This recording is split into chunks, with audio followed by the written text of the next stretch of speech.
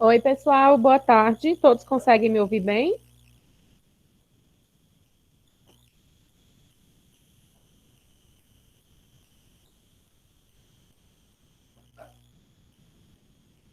Sim, estão me ouvindo bem, né? O áudio tá bom? Sim, o áudio está excelente, professora. Ah, que ótimo. Pessoal, então, boa tarde para todo mundo, né? Estamos aqui mais um dia de aula. Queria agradecer primeiramente a presença de vocês.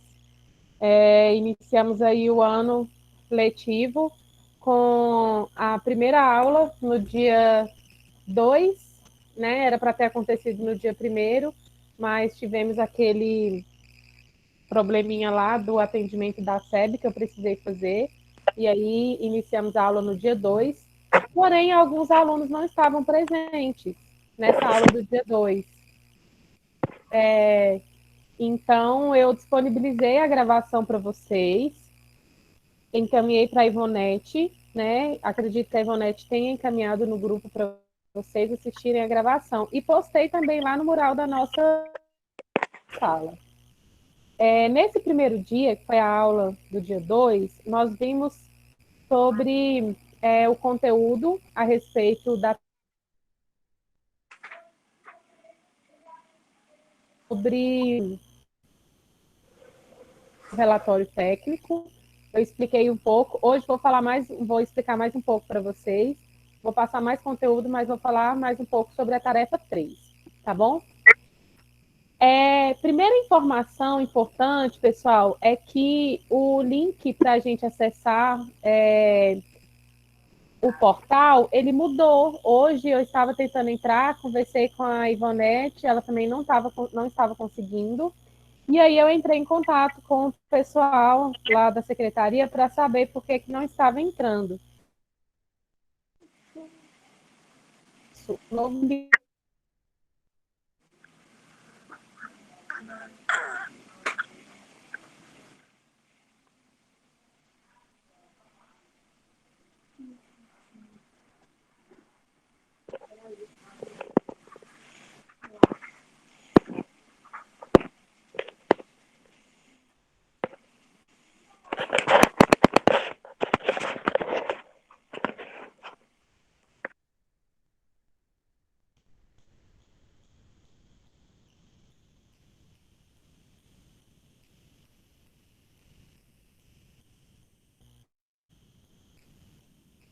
Oi, pessoal, minha conexão caiu. Vocês estão me ouvindo?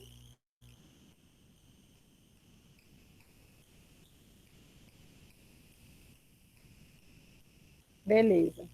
Eu estava falando que o endereço do portal mudou e aí a gente estava tentando entrar e não estava conseguindo. Então, vou disponibilizar aqui o novo link do endereço para vocês, aí no chat, ok?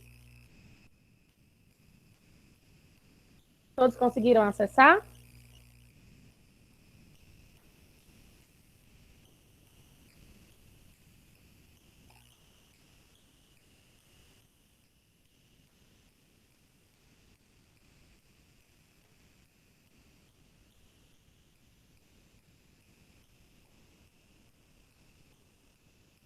Conseguiram, né? Beleza.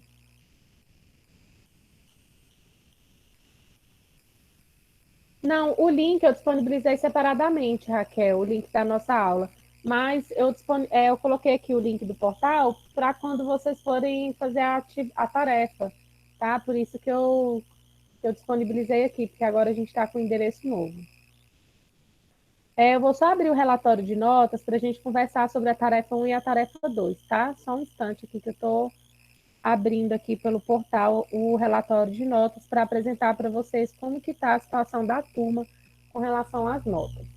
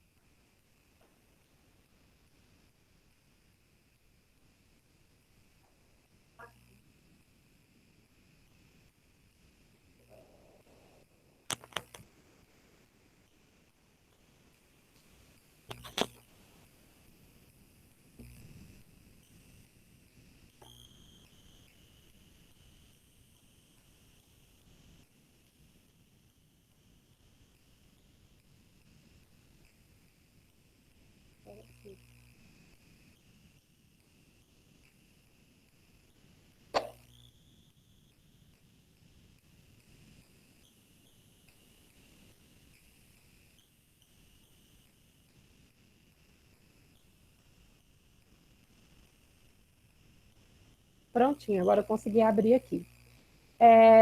Pessoal, primeiro recadinho aqui para vocês. Somente metade da turma está interagindo nas aulas ao vivo e nas tarefas, tá? Então, isso é muito grave. Por quê? Não adianta o aluno fazer a matrícula e não realizar as tarefas, tá? Então, para vocês terem uma ideia, na tarefa 1, nós tivemos 52% só de participação e na 2, 48%. Então, é muito pouco. Eu preciso de um feedback dos alunos que não estão interagindo, se é porque desistiu do curso, ou se é porque está tendo dificuldade com a plataforma. Qual a dificuldade? O que está acontecendo aí? Hoje, por exemplo, na nossa aula ao vivo, só tem 20 pessoas, tá? Então, eu preciso desse feedback, gostaria que a representante e a vice-representante me ajudassem nesse sentido, da gente investigar o motivo, né, desses alunos não estarem interagindo, realizando as tarefas, para que a gente possa saber aí o que está acontecendo, tá bom? Bom, então, pessoal, vou compartilhar a tela aqui só para vocês verem com relação às notas, tá? Para a gente poder fazer aí o acompanhamento. Olha só, duas atividades nós já fizemos, mas tivemos algum erro no dia de enviar, então eu dei um prazo a mais, que vai ser até o dia 15 de fevereiro, para que vocês possam concluir essa atividade. Então, vamos pegar aqui o exemplo da Ana Clara. A Ana Clara, ela fez a primeira atividade, que era aquela atividade sobre o cálculo de área, mas não enviou a atividade coletando dados dos acidentes, que foi a segunda atividade, que era para coletar os dados em porcentagem. Na semana passada, eu ajudei a Júlia passo a passo a enviar a tarefa. Então, quem estiver precisando dessa ajuda, pode contar comigo, eu vou auxiliar vocês, tá? Outro detalhe é que essa tarefa, coletando os dados dos acidentes, ela foi feita em dupla. Porém, para que eu possa lançar a nota aqui no portal, vocês, os dois integrantes da dupla precisam enviar a tarefa, tá? Então, se a sua dupla entregou e você não entregou, mas a dupla colocou seu nome, mesmo assim você vai ficar sem nota, porque você precisa anexar para que o nosso sistema ele é muito engessado. Então, eu só vou conseguir lançar nota se você realmente postar a atividade dentro do prazo. Então, o novo prazo foi até o dia 15. Quem perdeu a tarefa 1, que era para fazer o cálculo da área a ser desmatada, quem perdeu a tarefa 2, que é para coletar os dados dos acidentes, pode me enviar até o dia 15 de fevereiro, tá? Então, a Ana Clara, ela está com nota na primeira atividade, mas não está com nota na segunda. A Bárbara não enviou nenhuma das duas tarefas, então ela está com 0 nas duas. A Brenda encaminhou as duas tarefas e tirou total, né, 25 pontos na primeira e 40 pontos na segunda. A Daiane não enviou nenhuma tarefa.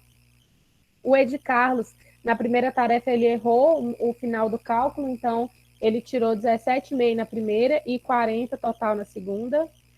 Cid Maria não encaminhou nenhuma. A Emily me encaminhou somente a primeira. Emily, você está aí? Deixa eu ver se a Emily está aqui. Estou, professora. Emily, você encaminhou a segunda tarefa? Encaminhei para a senhora semana passada. Foi, eu recebi. Sabe o que foi o problema seu? Foi porque você encaminhou no campo da tarefa 1. Aí, para eu lançar a sua pontuação, você tem que encaminhar na tarefa 2, porque foi a 2 que você perdeu. Você encaminhou o arquivo certo, só que você colocou no lugar errado. Entendi. Entendeu? Entendi. Então, você tem que clicar lá, coletando os dados dos acidentes e anexar por lá. Tem pessoas que anexam no comentário. Gente, não adianta anexar a tarefa no comentário, porque também eu não consigo lançar a nota. Emily, você fez dupla com o Ed Carlos, não foi? Isso. Pois é, aqui, ó, tá vendo? Como ele me encaminhou ainda o ano passado, eu consegui lançar a nota dele. A sua, eu sei que você fez. Eu recebi a sua tarefa, mas eu não consegui lançar o seu ponto por causa disso. Porque tem que encaminhar lá no item certo, tá? Por isso que eu estou passando esse feedback aqui para vocês. Então, Emily, aproveita hoje e encaminha, tá? Que aí eu já lanço aqui sua nota. Não esquece de colocar no lugar certo, coletando dados dos acidentes. É essa a tarefa que você ainda não realizou, tá? Tá bom, professor, pode deixar. Beleza. A Érica, ela fez as duas tarefas, tirou 22,5 na primeira, que valia 25, e 40 na segunda, que valia 100. Flaviane não me encaminhou nada. O Gabriel enviou as duas, ele tirou total nas duas, 25 na primeira e 40 na segunda. A Gabriela também me encaminhou as duas, tirou 23,75 na primeira e 40 na segunda. Aí tem dois alunos aqui que não me encaminharam nada, que é a Gabriele e o Genivan. Então, ainda está em tempo de encaminhar, tá? A Ivonete tirou o total nas duas, ela encaminhou as duas, né? Então, 100 e 100, 25 pontos na primeira e 40 na segunda. Ívila e Jeane também não me encaminharam. O Jacinto encaminhou as duas, ele tirou total nas duas. Jonas, José também. E a Júlia também tirou 20 na primeira e 32 na segunda. Então a Júlia ficou com 80% aí nas duas tarefas. A Juliana não me encaminhou nenhuma. A Lauane tirou 22,5 na primeira e 40 na segunda. O Leonildo não me encaminhou nenhuma tarefa. O Lucas Vinícius, 17,5 na primeira e 40 na segunda. Lucineide não me encaminhou. A Ludmilla também não. E aí nós temos aqui 3 alunos que encaminharam as duas tarefas. Luiz Fernando, Luiz Magno e Maria de Jesus. Então, esses dois já estão com nota. Mari Ellen não encaminhou. O Nilson encaminhou as duas tarefas. Pedro Lucas não encaminhou. A Raquel encaminhou as duas. O Rodrigo só encaminhou a primeira. A segunda, que era para fazer em dupla, ele não encaminhou. Então, o Rodrigo precisa anexar aqui a segunda. Sebastião não encaminhou nenhuma das duas tarefas. A Stephanie encaminhou as duas, tirou total nas duas. O Tiago não encaminhou. A Vanessa tirou 22,5 na primeira e 40 na segunda. E Viviane, o Anderson e o William não encaminharam a tarefa. Tá? Então, estou aí no aguardo para esses alunos que não encaminharam. Eles podem encaminhar até o dia 15. A Raquel falou, professor, eu acho que é a plataforma. Eu enviei 2 vezes, a senhora não tinha recebido.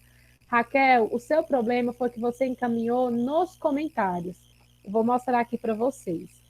Se encaminhar nos comentários, eu não consigo lançar a nota. É aquela mesma questão que eu falei para a Emily, o sistema é muito engessado. Então, eu preciso que vocês encaminhem no lugar certo, coletando os dados dos acidentes. Olha aqui, Raquel, como que você anexou a tarefa? Você anexou nos comentários, tá vendo?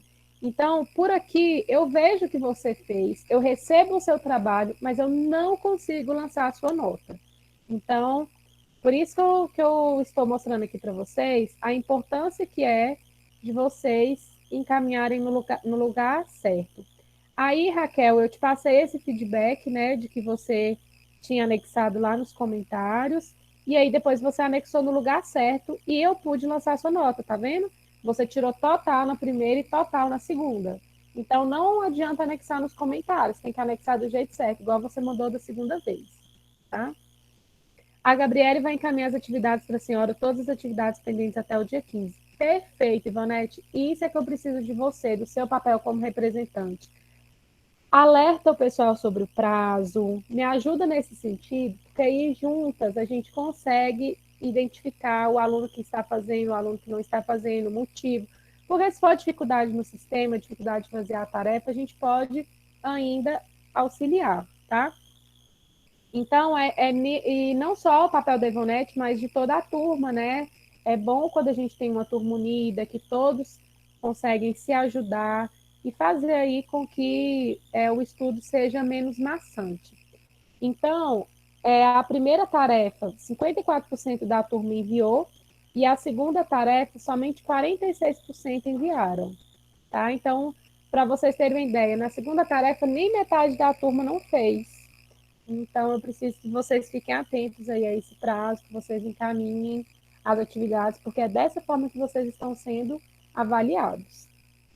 Beleza?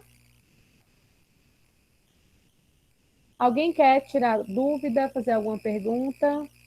Ó, a Ana Clara vai encaminhar a tarefa 2. Beleza. A Ana Clara, acho que ela fez só a tarefa 1, né? Tranquilo. Querem fazer alguma pergunta? Tem alguma dúvida? As notas estão claras aí para vocês. Eu vou sempre encaminhar, tá? Essas notas para que vocês possam fazer um feedback aí de vocês, como que vocês estão se saindo. E quem está encaminhando as tarefas, mas não está alcançando a média, vai ter a recuperação no final da unidade curricular.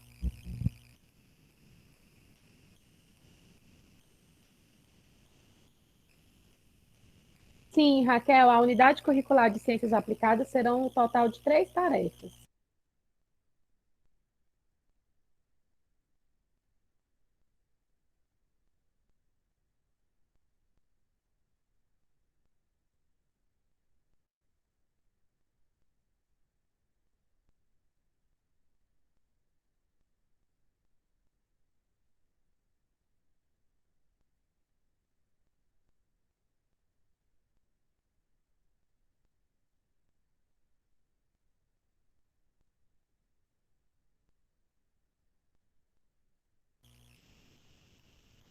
Bom, pessoal, então, já que não tem nenhuma dúvida com relação às notas, vamos voltar aqui para o nosso conteúdo, tá?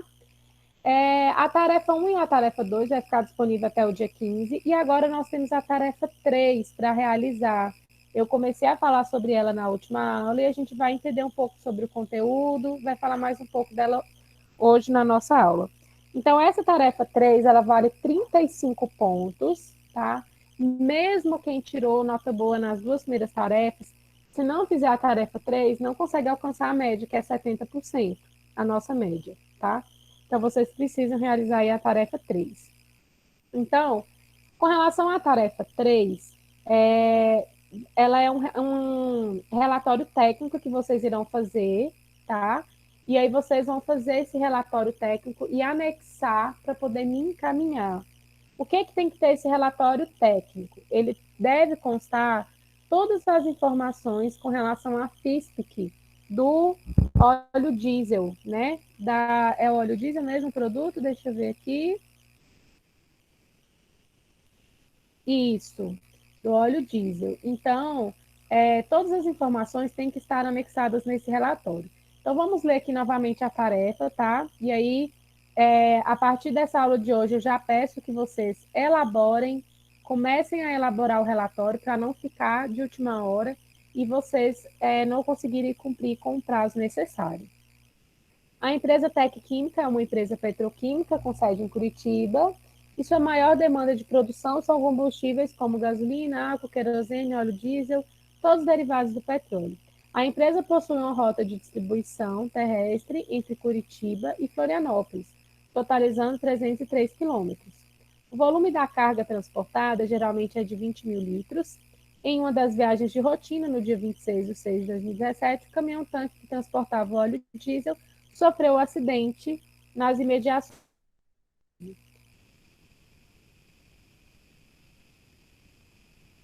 idosos, mas mesmo assim,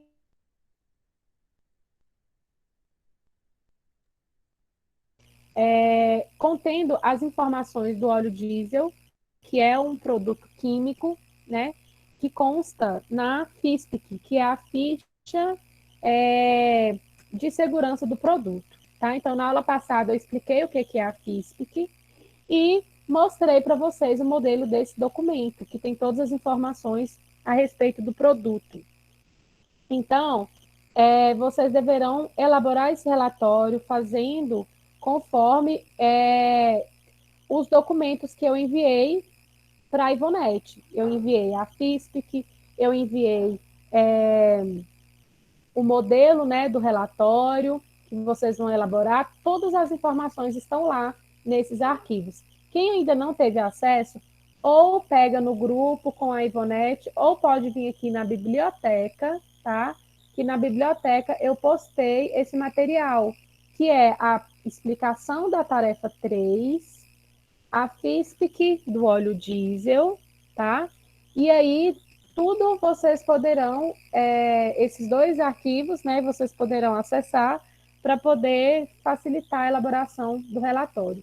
E ainda tem aqui a gravação da aula 3, o link da gravação da aula 3, porque aí vocês poderão assistir novamente a explicação a respeito dessa tarefa, tá? Mais uma vez, muita atenção na hora de enviar, encaminhe no lugar correto para que eu possa lançar a nota de vocês. O prazo para vocês enviarem essa atividade é até 3 de março, mas não deixa para a última hora não, tá? Então, quem já puder iniciar a elaboração depois da aula de hoje, vai ficar bem fácil para vocês fazerem. A Brenda falou que falta mandar o modelo do checklist. O modelo do checklist eu não te encaminhei, Ivonete?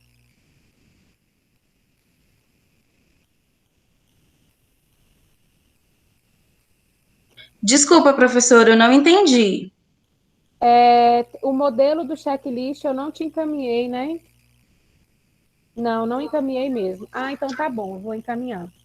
Não, realmente, esse a senhora não encaminhou. Tá. Então, na hora que a gente terminar aqui a aula, eu vou encaminhar esse modelo do checklist. Deixa eu só ver aqui.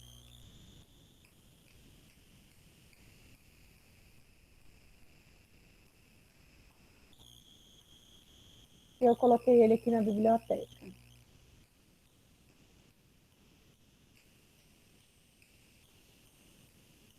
Ai, na biblioteca também eu não coloquei. Então tá bom, gente. Assim que encerrarmos a aula, eu vou postar na biblioteca e vou mandar no WhatsApp da Ivonete o modelo do checklist. Vai ser só para vocês preencherem, tá? Deixa eu abrir ele aqui para mostrar para vocês. Deixa eu ver esse arquivo.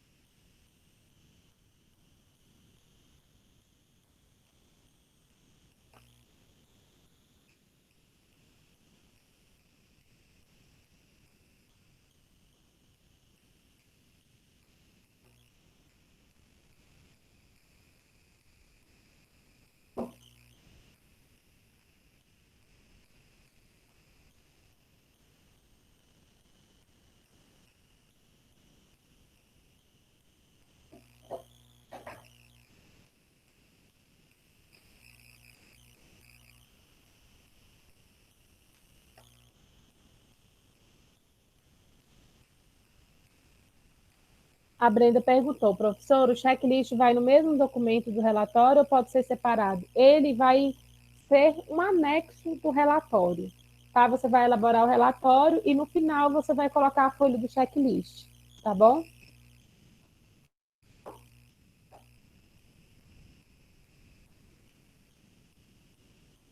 Tá? Aí no final da aula eu vou disponibilizar o documento para vocês. Bom, pessoal, então, na aula de hoje, nós vamos ver um pouco sobre fisicoquímica aplicada à segurança do trabalho, tá? O que nós iremos entender? Alguns conceitos sobre pressão, temperatura, fenômenos ondulatórios e radiação. Dentro da segurança do trabalho, nós vimos aquela classificação de riscos ocupacionais, né? Os riscos, eles são classificados em riscos físicos, químicos, biológicos, ergonômicos e de acidente. Eu expliquei essa classificação de riscos na aula passada e mostrei para vocês uma tabelinha que traz as cores padronizadas e os agentes de cada risco dessa classificação. Então, pessoal, a pressão, a temperatura, fenômenos ondulatórios, radiação, são riscos, é um tipo de risco que expõe o trabalhador e pode causar aí prejuízo na sua saúde. Então, o técnico de segurança, ele precisa conhecer esses conceitos, a aplicabilidade desses conceitos na segurança do trabalho, para que ele possa fazer um correto gerenciamento desses fenômenos, né, de forma que não ocasione em um possível adoecimento no trabalhador ou um possível acidente de trabalho, tá? Nós temos classificado, conforme a legislação, que é a NR15 do Ministério do Trabalho e Emprego, a insalubridade. Então, justamente esses agentes de risco, né? Pressão, temperatura, radiação, se eles estiverem no ambiente de trabalho acima do limite de tolerância, em uma concentração acima do limite de tolerância, nós temos como característica a insalubridade. O que é a insalubridade? Se eu tenho um ambiente salubre, é porque eu tenho um ambiente saudável. Se eu tenho um ambiente insalubre, é porque eu tenho um ambiente que não é saudável.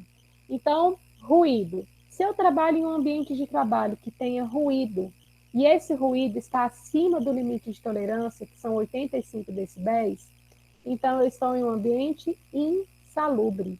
Por quê? A curto prazo, eu posso desenvolver uma doença que chama PAIR, perda auditiva induzida pelo ruído. Mais na frente, esses termos vão ficar muito tranquilos para vocês, porque agora realmente é tudo muito novo, né? Se eu estou em um ambiente que tem um calor excessivo, acima do limite de tolerância, eu corro o risco de desenvolver doenças, né? Que tipo de doença? Pode ser uma doença relacionada à fraqueza, à perda de proteínas. Então, entre outros fatores que estão relacionados à exposição ao calor excessivo. E o calor, ele também é um risco que vai ser considerado insalubridade, desde que ele esteja no ambiente de trabalho acima do limite de tolerância, tá? Quando esse risco ele não se encontra dentro do limite de tolerância, é pago um acréscimo no salário do trabalhador, que é o valor da insalubridade. Esse acréscimo varia entre 10%, 20% e 40%, não do salário do trabalhador, mas sim do salário mínimo, tá? Mas aí, pessoal, prestem bastante atenção. Só vai ser considerado insalubridade riscos físicos, químicos e biológicos, tá? Então, se eu estou aqui trabalhando com movimento repetitivo intenso, carregamento excessivo de peso, eu vou receber insalubridade? Não, porque a ergonomia não entra dentro desses fatores de riscos insalubres. Só entra riscos físicos, químicos e biológicos. Justamente por isso que hoje nós vamos entender um pouco mais sobre a aplicabilidade desses riscos, que são temperatura, ruído, vibração, tá? Então, essa tabelinha aqui eu coloquei só para vocês entenderem o que a legislação traz. Exemplo, poeira é um risco químico. Sobre o relatório que vocês vão fazer, o óleo diesel é um risco químico. E ele está nesse anexo 11, agentes químicos cuja concentração sejam superiores ao limite de tolerância. Então, ele pode sim ser considerado a insalubridade, tá? Só vai ser considerada a insalubridade agentes físicos, químicos e biológicos. De acidente não entra e ergonômico também não entra. Às vezes tem pessoas que falam assim, Jéssica, lá no meu ambiente é muito insalubre, porque eu trabalho muito tempo em pé. Opa, ergonomia não é insalubridade. Só é insalubridade agentes de risco físico, químico e biológico.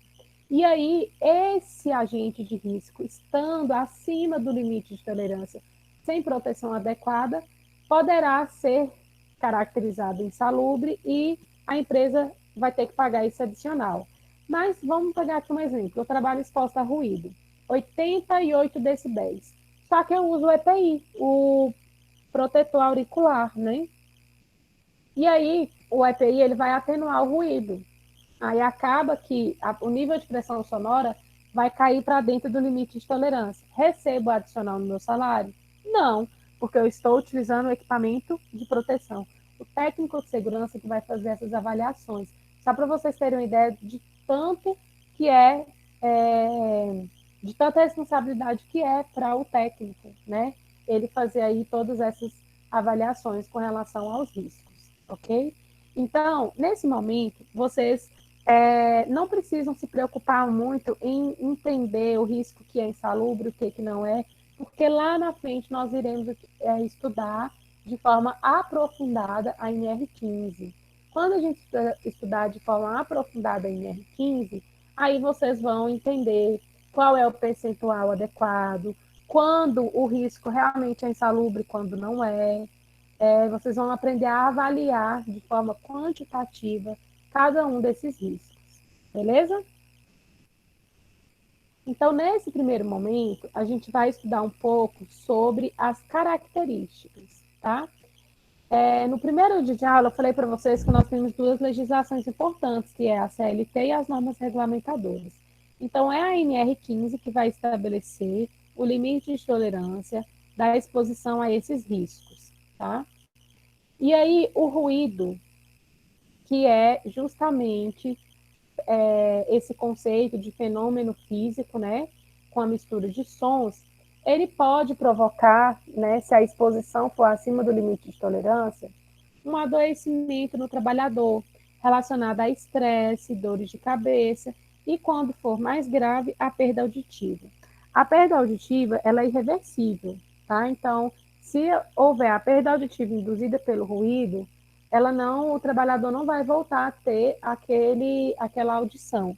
Então, vamos supor que eu perdi aqui 15% da minha audição do ouvido direito, em razão do ruído. Eu não vou voltar a ter, não tem como mais, tá? Porque é um risco irreversível.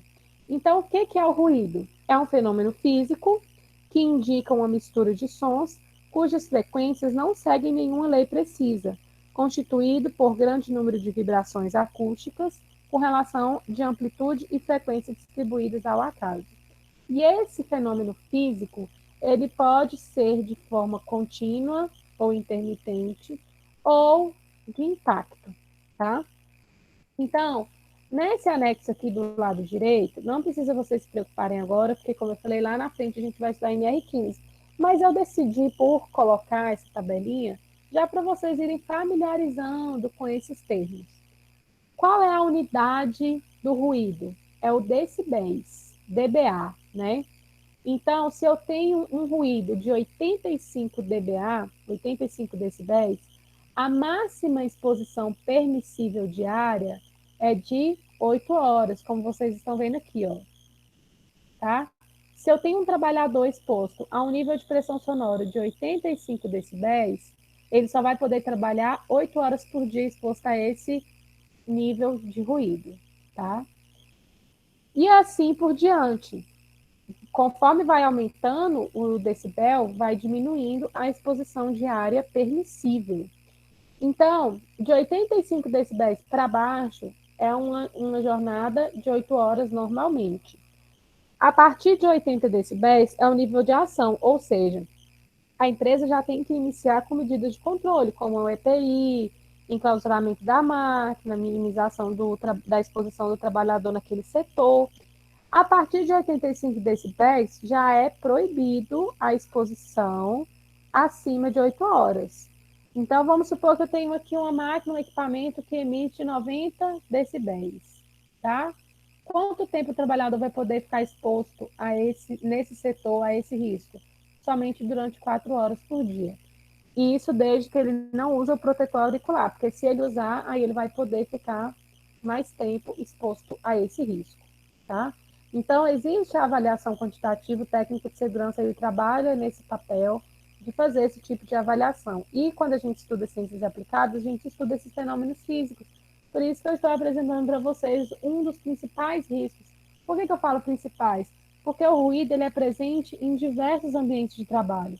O motorista de ônibus, é a pessoa que trabalha com máquinas e equipamentos, né? O operador de máquinas e equipamentos, indústria, fábrica.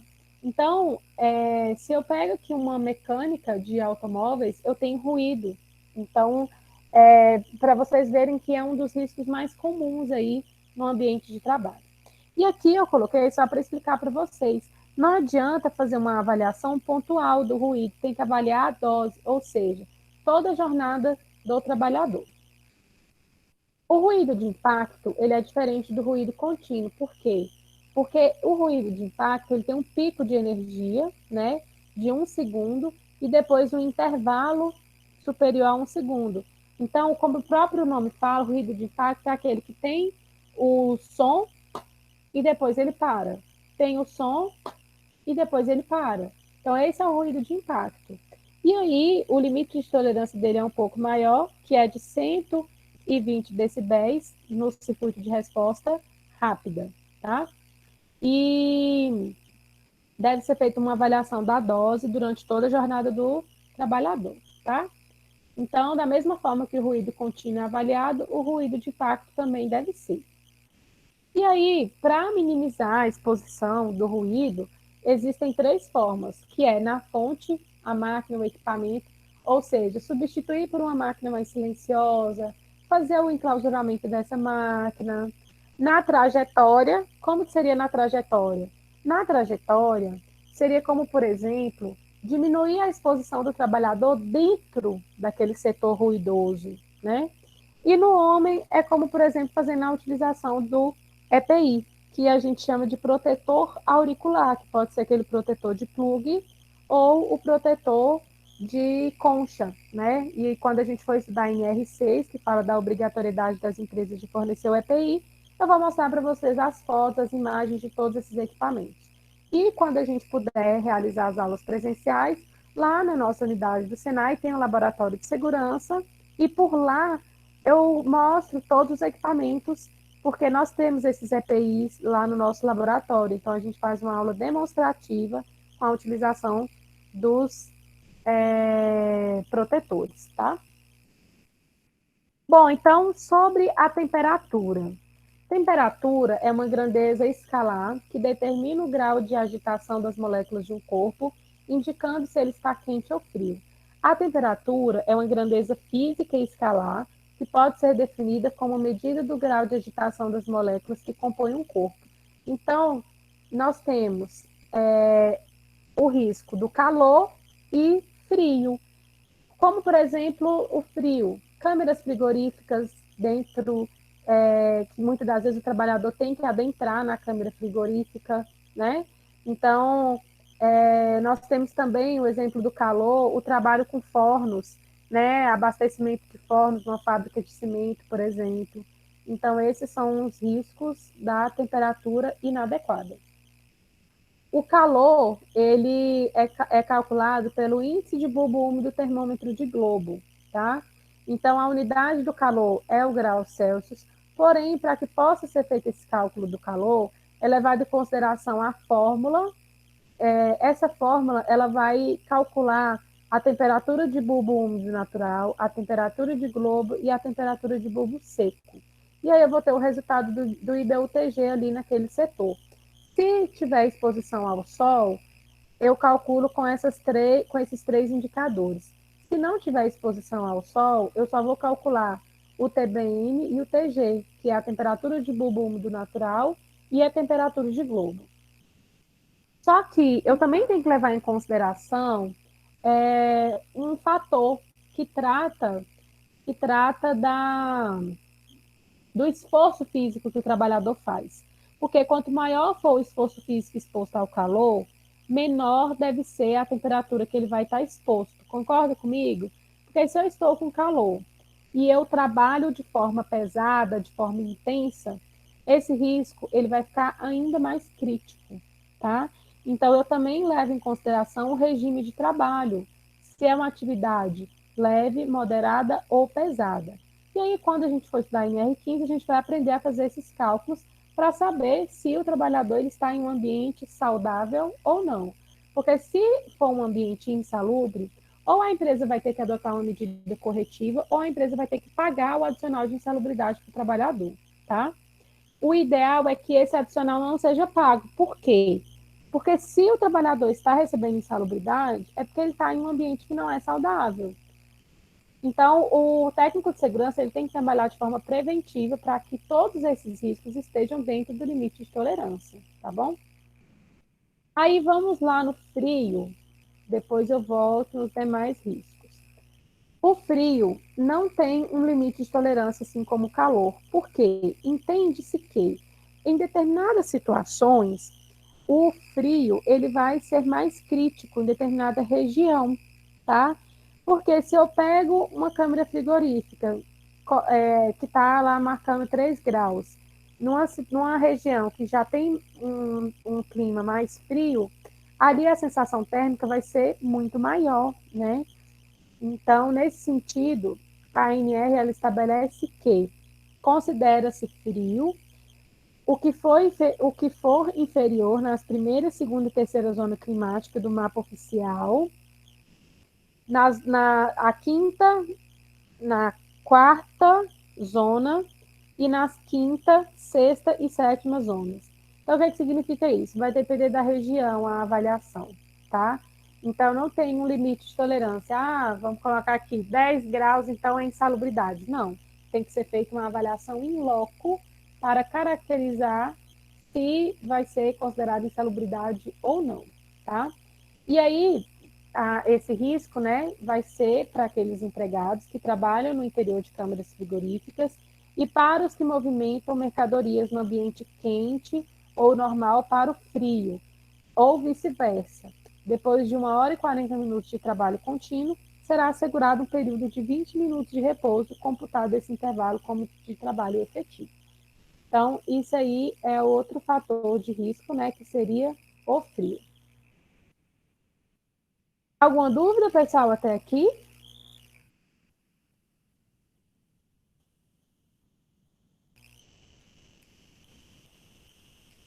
Tranquilo, né? Bom, então eu vou continuar. A iluminação foi revogada, não é considerada agente de insalubridade. E aí nós temos a radiação. Pessoal, radiação é risco físico ou químico?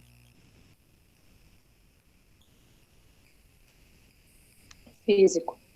Físico, muito bem. Gostei de ver, por quê? Muitos confundem radiação como risco químico, e não é. Radiação está relacionada ao ambiente físico, então é um risco físico, tá? E aí, radiação são ondas eletromagnéticas ou partículas que se propagam com uma determinada velocidade. Contém energia, carga elétrica e magnética. Podem ser geradas por fontes naturais, como, por exemplo, a radiação ionizante, para o técnico de radiologia que trabalha com raio-x, né, fazendo raio-x de tórax, raio-x da coluna, ou também por dispositivos construídos pelo homem. Opa, desculpa, gente. Podem ser por fontes naturais como o Sol, é uma radiação não ionizante, ou por dispositivos construídos pelo homem, que é esse exemplo da radiografia, do raio-x, tanto raio-x do tórax, né, aquele raio-x fixo, quanto raio-x móvel, que muitas vezes tem aí em clínica odontológica, que é numa proporção menor, né? Então, outros dispositivos construídos pelo homem, nós temos a radiação ionizante, que é esse exemplo que eu dei para vocês, dessas clínicas de radiografia. E de fonte natural, nós temos o sol. Qualquer um dos dois pode ser considerado insalubridade, porque o trabalhador que trabalha exposto ao sol acima, né, do limite permitido, ele vai estar exposto a uma condição insalubre, que não é saudável, e ele poderá receber um adicional de 20% no seu salário. E o de radiação ionizante é 40%, o adicional no salário, tá? Então, o técnico de radiologia, por mais que ele use aquele colete de proteção, ele vai receber a insalubridade, ele vai receber o adicional de insalubridade, tá? Tem como avaliar? Tem. Também tem como avaliar a insalubridade, se está acima ou não. Com relação à pressão, trabalho em condições hiperbáricas, né? O que é um trabalho em condições hiperbáricas? É uma pressão superior à pressão atmosférica, que utiliza pressão superior à pressão normal. Então, muitas das vezes, o trabalho em espaço confinado, ele expõe o trabalhador a essas condições hiperbáricas. E aí, se for um trabalho contínuo, é considerado insalubridade de grau máximo, ou seja, acima do limite de tolerância, tá? Mergulhador também. Então, eu coloquei aqui o exemplo da radiação não ionizante, que é um fator de risco físico, né? A pressão também é um fator de risco físico. Então, o Ministério do Trabalho e Emprego determinou a avaliação qualitativa para quem trabalha exposto a calor, ou seja, não tem um número como sendo um limite de tolerância, é de forma qualitativa. Eu vou lá e eu vou ver se esse trabalho é insalubre ou não. Então, devem ser observados o tempo de exposição do trabalhador à radiação, a distância do entregado à fonte, o tipo de proteção usada e a medição da intensidade da radiação, conforme a norma da CGIH. Então, eu tenho que levar em consideração esses itens para caracterizar se a exposição ao sol é insalubre ou não. E aí nós temos um risco também muito comum, né, que a física explica como sendo a vibração, qualquer movimento que se repete regular ou irregularmente dentro de um intervalo de tempo. Na engenharia, estes movimentos se processam em elementos de máquinas e em estruturas quando submetidos a ações dinâmicas. Então, a vibração ela é avaliada de acordo com o anexo 8 da NR15, e ela pode ser considerada vibração de corpo inteiro, que é o VCI, ou vibração de mãos e braços. A vibração, pessoal, ela é como, por exemplo, que eu tenho aqui para passar para vocês de vibração, a utilização daquele martelete para quebrar piso. Então, na obra, na construção civil, tem muito risco de vibração. Aquele martelete é o VCI, é uma vibração, é o VNB, que é uma vibração de mãos e braços, tá? Pode causar dores osteomusculares, dores de cabeça, estresse, problemas circulatórios. E a vibração de corpo inteiro, que é o VCI, nós temos como, por exemplo, um motorista de ônibus, né? Porque ele trabalha ali com vibração em razão do motor. O motor do ônibus ele é localizado na frente, então é bem próximo do corpo do motorista. E aí, nesse sentido, nós temos a insalubridade caracterizada como vibração de corpo inteiro, que é o VCI. E os dois têm limite de tolerância. Se estiver acima esse risco, ele deve ser pago o adicional de insalubridade. Como eu falei, não é ideal, o ideal é que não seja pago, justamente para que o trabalhador esteja em um ambiente seguro. A umidade, né, são ambientes alagadiços, também é um risco físico e vai ser considerado de acordo com o espaço, se ele for encharcado com umidade excessiva, tá? Então, tem que ter um laudo de inspeção para identificar se aquele ambiente realmente é insalubre ou não.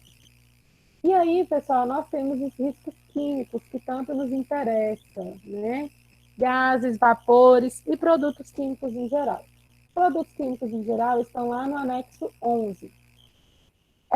Os riscos químicos, eles podem ser absorvidos pelo trabalhador por via respiratória, né? Que aí vai prejudicar o sistema respiratório, como, por exemplo, uma poeira. A partir do momento que o trabalhador respira essa poeira, ele está exposto ao risco químico de absorção por via respiratória. Se for uma poeira mineral, por exemplo, pode causar danos graves, como problemas respiratórios, até um câncer pulmonar, tá? Os riscos químicos, eles podem ser absorvidos por ingestão também, né, que aí a gente chama de sistema digestivo, no qual, se o trabalhador ingerir esse tipo de produto químico, ele pode desenvolver sérios problemas de saúde também. E tem por absorção cutânea, que é pela pele. Então, às vezes, o contato direto com um ácido, com algum produto químico, né, que pode causar aí uma dermatite, por exemplo, no trabalhador, é considerado risco grave, porque muitas das vezes esse risco ele está relacionado a uma doença, né, que vai desencadear aí no empregado. Então, esses riscos eles têm que ser adequadamente monitorados, né? Com relação a gases e vapores, nós temos os gases asfixiantes, que diminuem a concentração de oxigênio. Então, fazendo essa diminuição da concentração de oxigênio, pode levar o trabalhador, inclusive, a óbito, né?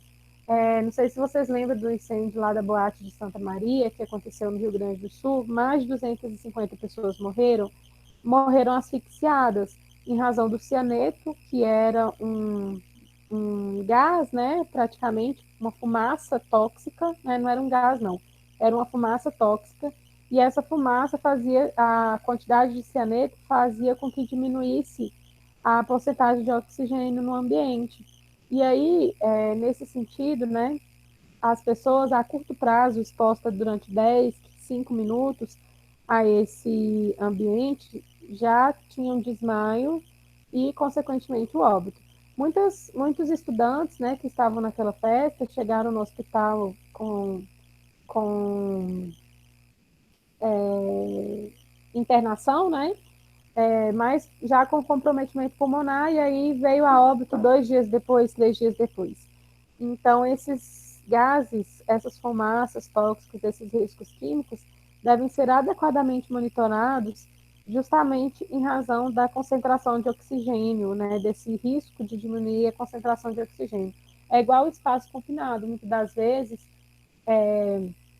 se a avaliação antes do trabalhador, se não acontecer a avaliação do oxigênio antes do trabalhador entrar no espaço confinado, ele pode sofrer com asfixia, porque a concentração de oxigênio no espaço confinado é limitada, pode acontecer ou a deficiência ou o enriquecimento de oxigênio.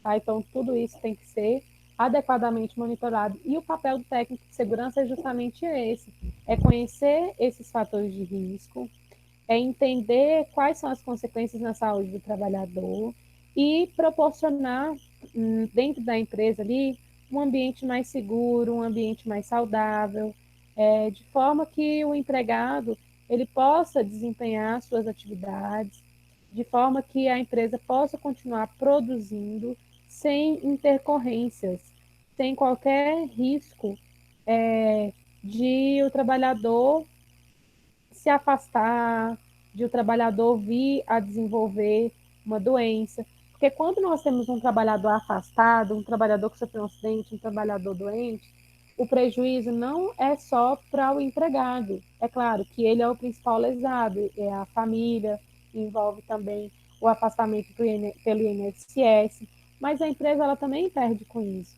porque nós temos ali um gasto excessivo que a empresa vai precisar, uma mão de obra escassa, porque durante esse período de afastamento vai faltar, a produtividade vai cair. Então, a empresa ela tem que se preocupar em fazer o monitoramento desses agentes de riscos, justamente para que não aconteça esse tipo de acidente ou doença ocupacional. Beleza?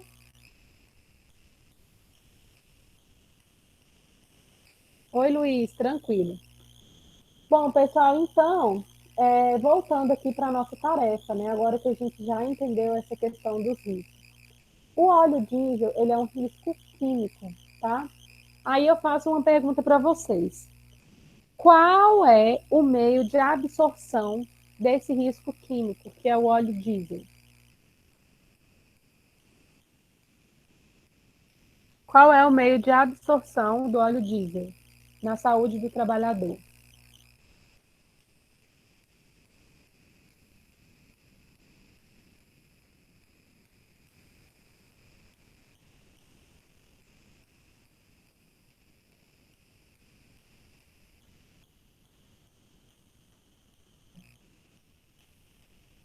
Ó, então vamos lá. O Luiz falou físico, na verdade o óleo diesel é um risco químico, né?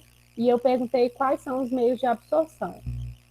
Então, podem ser isso por vias respiratórias, pode ser de forma cutânea, porque pela pele também pode ter uma absorção, na qual vai causar uma dermatite, uma dermatose no trabalhador.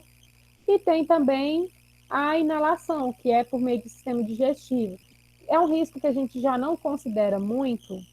Não, o contato não é físico, não, tá, Luiz? Nós estamos classificando o óleo diesel como sendo um risco químico. E as vias de absorção são via cutânea, respiratória e digestão.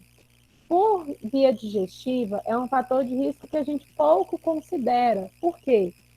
É, é muito improvável que aconteça de o trabalhador vir a tomar esse tipo de risco químico, né? Eu vou beber aqui, não, porque é muito bem sinalizado a cor, né, do óleo diesel, então não é algo que vai se confundir. Então, as principais vias de absorção são respiratórias e cutâneas, tá? Nesse acidente, nós tivemos um impacto ambiental, né? foi mais um acidente ambiental do que um acidente que causou perda humana, porque o trabalhador ele não se machucou, não teve óbito, né? Mas teve o vazamento do óleo e esse vazamento ocasionou um impacto ambiental. Aí, pessoal, é o seguinte: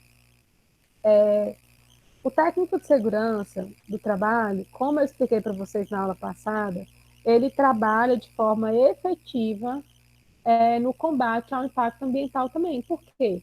Se você está prevenindo, né, adotando medidas prevencionistas com relação a riscos físicos, químicos e biológicos, consequentemente, você vai estar contribuindo para evitar o risco de um acidente ambiental, né? Então, é super importante entender o papel do técnico de segurança com relação ao risco ambiental também. São duas áreas que caminham em conjunto, a segurança do trabalho e o meio ambiente.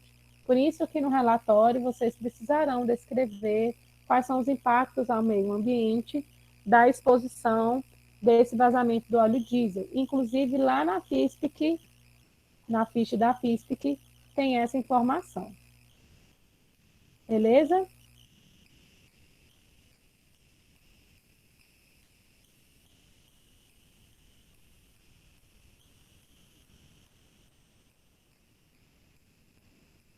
Bom, pessoal, então é super interessante que vocês estudem aquela classificação de risco físico, químico, biológico, ergonômico de acidente.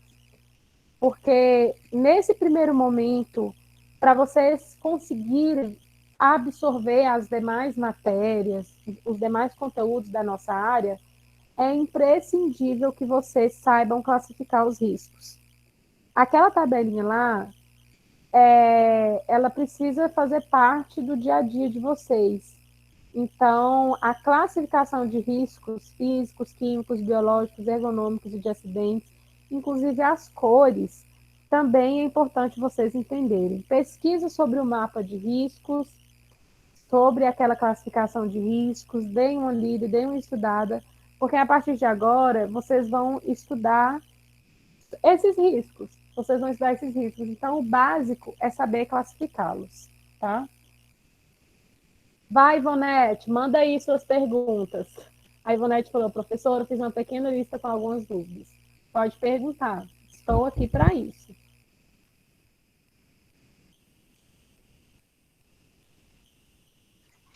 Professora, uma das primeiras perguntas é assim: por que em casos de acidentes, como inalação, contato com a pele e olhos, ingestão, é sempre necessário que se leve o FISC do produto que causou o acidente?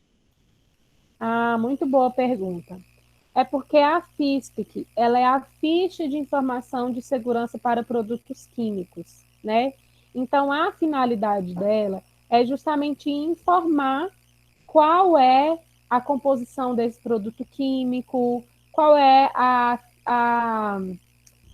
o impacto na saúde do trabalhador. Então, quando você tem a FISPIC, nesse caso do acidente, fica mais fácil do profissional da saúde tomar as medidas de decisão na hora de fazer o tratamento, tá? Então, vamos supor que eu inalei um determinado produto químico. Vamos pegar aqui o exemplo lá de uma empresa que trabalha com fabricação de cosméticos. E aí tem um produto lá e eu acabei inalando esse produto. Tive um desmaio. Então, você leva a FISPIC para poder informar, olha, aconteceu um acidente com esse produto químico. Pronto, então o profissional da saúde que vai atender esse trabalhador, esse paciente, ele vai ver qual é a composição desse produto químico, qual o impacto na saúde da pessoa, o que causa essa possível intoxicação, para que ele saiba adotar a medida adequada no tratamento dessa pessoa. Então, por isso que é importante que todos os produtos tenham a FISPIC, que ela seja disponibilizada e que, em caso de acidente, leve essa ficha de informação junto para poder adotar a melhor decisão no tratamento da pessoa. A Raquel comentou, geralmente em alguns hospitais tem a apostila, mas é muito grande. Sim, é verdade. Ficou claro, Ivonete?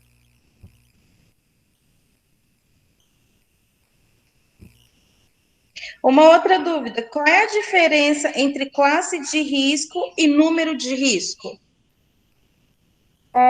Número de risco. Onde você viu o número de risco? Na tabela, na ficha de. Ai, professora, como é que é o nome lá do óleo diesel? Fiz. Ah, sim, sei. Entendi. Ó, eu entendi onde você viu. Você perguntou a diferença do número de risco e o grau de risco, né? Exatamente. Grau de risco é uma classificação que as empresas têm que varia de 1 a 4, tá? Então, vou colocar aqui. Vou até colocar aqui no chat para vocês. Quando a gente for estudar NR4, nós vamos entender, saber classificar o grau de risco. Então, o grau de risco, ele varia de 1 a 4, tá? Exemplo, vamos supor que eu tenho aqui uma empresa petroquímica, né, que trabalha lá com armazenamento de petróleo, transporte, fabricação. Essa empresa é classificada como grau 4, porque é uma empresa que envolve muitos riscos. Se eu pego uma instituição educacional, eu tenho grau de risco 1. Se eu tenho um escritório de contabilidade, grau de risco 1, porque são riscos somente ergonômicos, não tem riscos consideráveis. Construção civil, grau de risco 3. Hospitais, grau de risco 3, tá?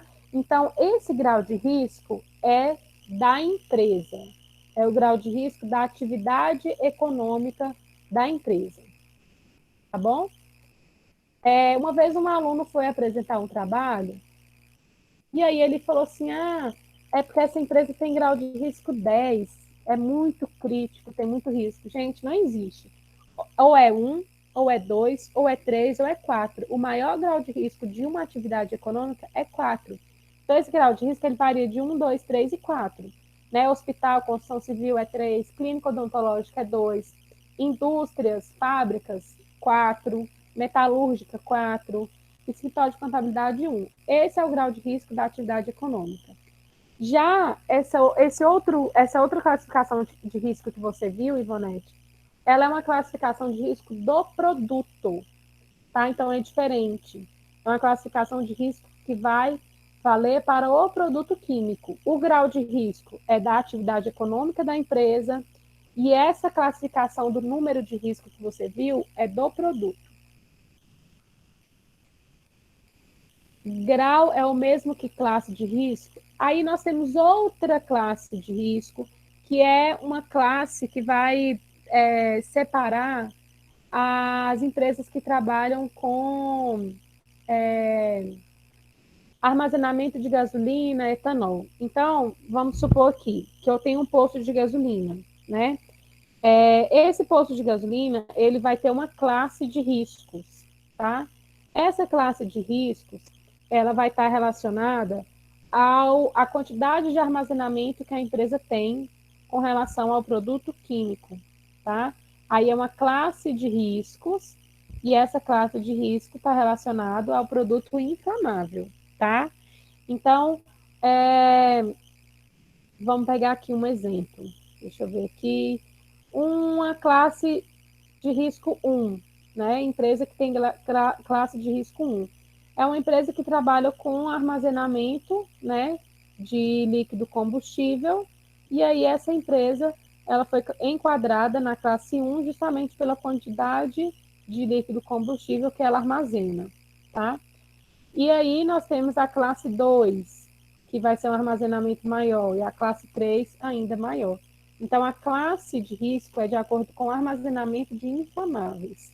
O grau de risco varia de 1 a 4, é de acordo com a atividade econômica.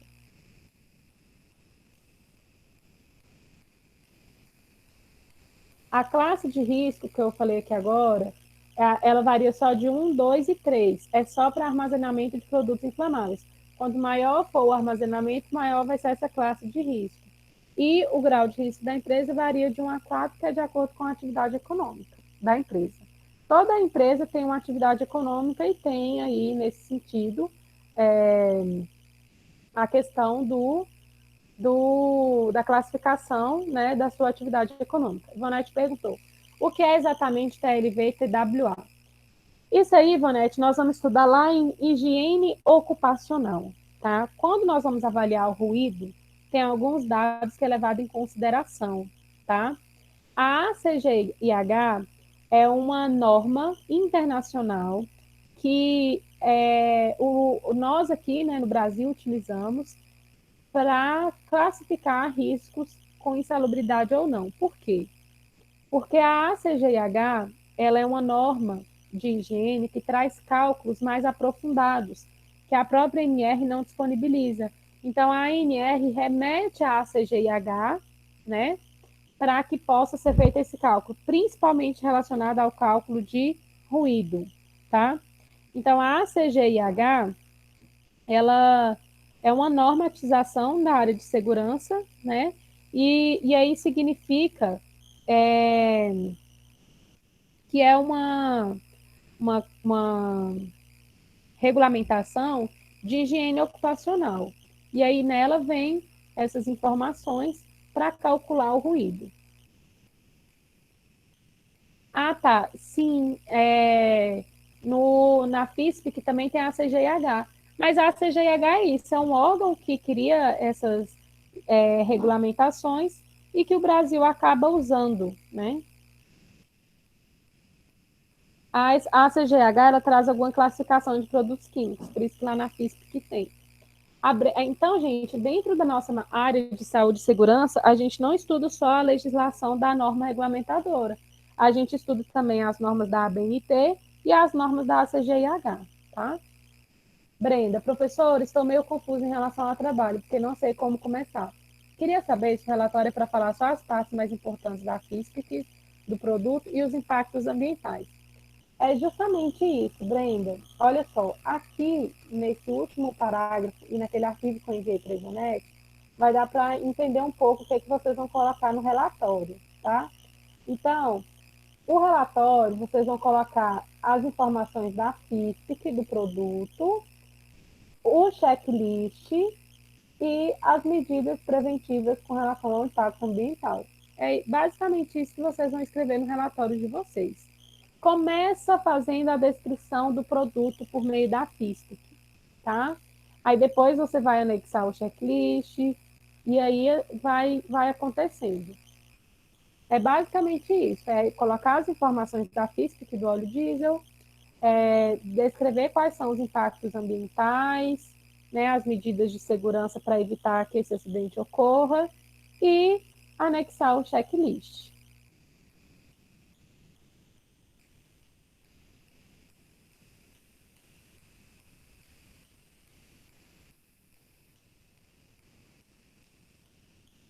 Então, quando a Ivonete me perguntou o que é a CGIH, eu achei interessante a pergunta, justamente porque às vezes a gente pensa assim, vou estudar só a CLT e as normas regulamentadoras. Não, a gente vai estudar também as normas da ABNT, que é a Associação Brasileira de Normas Técnicas, algumas se são importantes para a nossa área, e a gente vai estudar também ao longo do curso as normas da ACGIH, que é uma associação de higienistas ocupacionais. E aí eles nos ajudam justamente nesse sentido de calcular o ruído no ambiente de trabalho, calcular o calor. Então, a gente também estuda essas outras normatizações. Ok? Mais alguma pergunta? O momento é agora.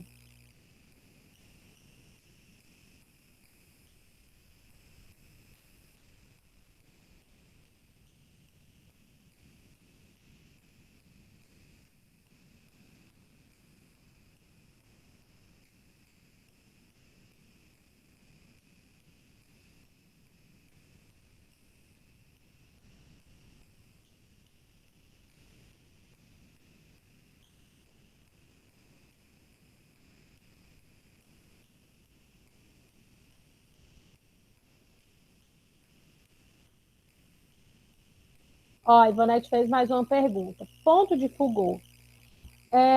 Ponto de fulgor é aquela temperatura em que o combustível ele vai liberar vapor, né? para poder formar uma mistura inflamável. Então, esse ponto de fulgor vai ser a menor temperatura que o combustível vai poder se tornar uma fonte externa de calor, podendo ocasionar um incêndio, tá? E a autoignição é justamente relacionada à questão do incêndio também, tá? A autoignição vai ser aquela temperatura que é uma temperatura mínima para poder ocorrer o fogo, né? Para poder ocorrer a combustão. A combustão, pessoal, é uma combinação de 3 elementos, que são o combustível, que nesse caso é o óleo diesel, o comburente, que no caso o oxigênio serve como comburente, e a fonte de ignição, que é por exemplo, uma faísca de fogo, o sol, um calor excessivo. Então, se eu tiver a combinação desses 3 elementos, eu tenho risco de incêndio. Eu tenho risco de um incêndio ocorrer o fogo. Então, o fogo, ele é um risco que a gente vai estudar lá mais para o final do curso, a gente vai estudar prevenção e combate a incêndio. Então, a gente vai ver a classificação dos extintores, dos hidrantes, como fazer a prevenção do fogo, como fazer um exercício simulado para a evacuação da edificação no caso do fogo, no caso de transporte de líquido combustível, como que deve ser a prevenção do incêndio, essas características do ponto de fulgor, de ignição dos líquidos combustíveis, porque o fogo é um risco de acidente e também é muito presente, então o técnico de segurança ele tem que estar por dentro desse assunto também de prevenção e combate a incêndio. E aí nós vamos estudar o que aconteceu lá na Boate de Santa Maria, os principais incêndios que já aconteceu aqui no nosso país, tá? Os principais acidentes. Então, o ponto de fulgor é isso, é a menor temperatura a partir da qual vai acontecer um risco, né, de combustão, e a autoignição também é nesse sentido. A autoignição é a menor temperatura na qual vai acontecer aí esse risco do fogo, né, do incêndio. A Raquel perguntou, a aula vai ficar gravada? Está uma tempestade aqui, não dá para ouvir nada. Vai ficar gravada, viu, Raquel? Eu vou disponibilizar a gravação assim como a aula da semana passada.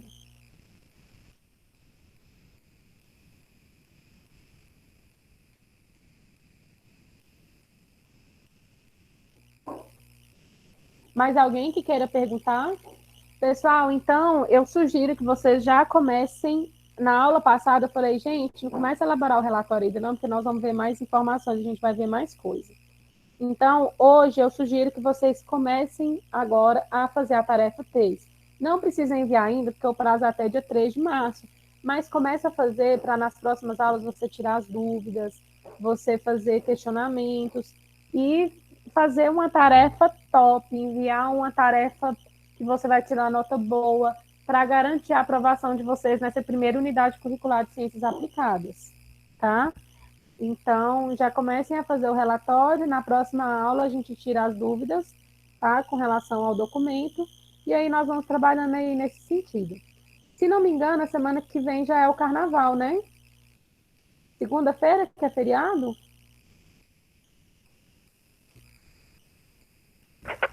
Acho que é terça-feira, professora. Terça-feira. Mas na segunda a gente não tem aula, tá? Porque a gente emenda o feriado. Mas eu vou confirmar isso com vocês. Então, se na segunda não tiver aula, a gente se encontra agora só dia 22, na aula ao vivo, tá? Então... Professora, Oi. é o ponto facultativo na segunda, né? Aí acho que no DF não cancelou, né? Ah, não cancelou, não? Não, por enquanto não. Então não vai ter aula mesmo, né? Então... Beleza. Aí a gente vai tirando as dúvidas, então, ao longo das aulas. Por isso que eu gostaria que vocês já começassem a elaborar o relatório da tarefa 3, tá? A Vanessa perguntou, professora, vai mandar aula novamente? Qual aula, Vanessa? A de hoje ou a da semana passada?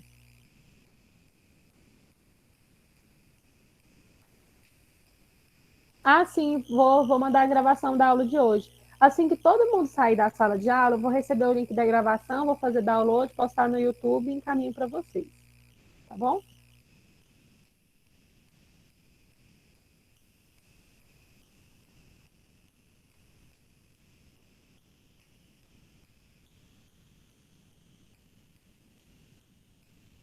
Ah, bem, eu estava pensando se vai ter chamada. Então, antes de eu fazer aqui o registro de quem participou, mas não tem mais nenhuma dúvida, podemos encerrar por aqui.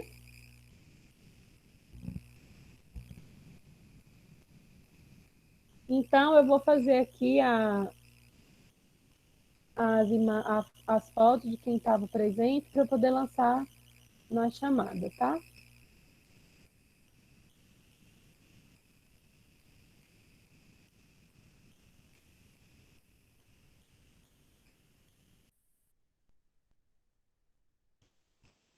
Prontinho, pessoal. Fiz as imagens aqui para lançar a frequência de vocês. E aí, conto com a colaboração de todos para trazer o restante da turma para as nossas aulas. Reforçar que o prazo do envio das atividades é até dia 15. E aí, estamos juntos. Qualquer coisa, vocês podem entrar em contato comigo lá nos comentários, que a gente vai interagindo, tá bom? Fiquem com Deus e até a próxima aula.